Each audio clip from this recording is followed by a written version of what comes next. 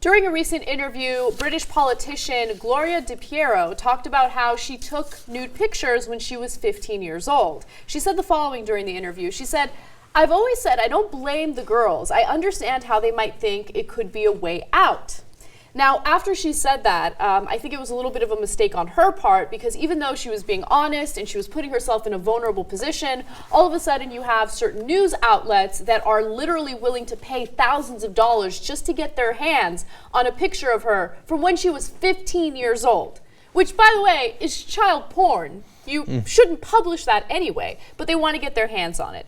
Now, after that happened, she released a statement basically telling them to call this, this hunt off, the hunt for the picture. She says, "The offer was made to the owner of a building in Bradford. I understand that he was offered money for access to the building and a further payment if the pictures were found.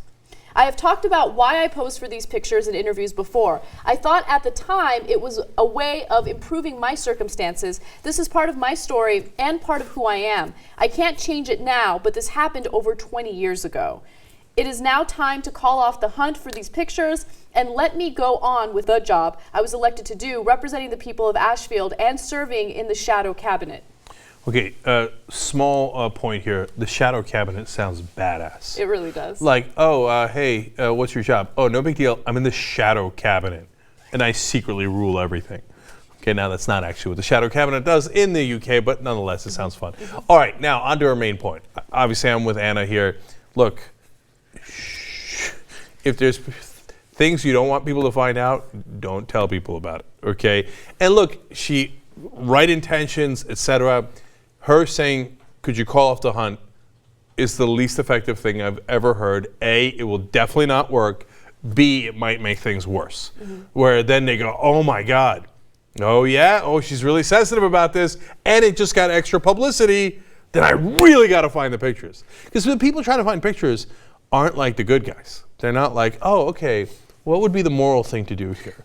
Right? They're the guys trying to find topless pictures of a 15-year-old so they can make money off of it. Exactly. Okay, so this is only going to, unfortunately, increase the sharks in the pool. And my intention is not to blame the victim in this case, but one thing that I will say is, she's definitely aware of the fact that she is a young, attractive female politician. So she's already getting unwanted attention for that. So if you say something about nudity or something that you did in the past that you regret, people are going to harp on that. They would harp on that if it was an ugly, older, unattractive politician. They'd be like, "Oh, there are nude pictures, we got to look for it." But I think that it's amplified by the fact that she's young and attractive, and these, questionable news outlets are going to pay anything possible just to get their hands on it. There's only one caveat I would throw to that general rule you laid down. Mitch McConnell. I think if there were nude pictures of Mitch McConnell, there would be outlets that would want to get their hands on it. Because think about, I know this is a very bad example because he wasn't nude, but I think about Anthony Weiner's cheesy workout pictures, right?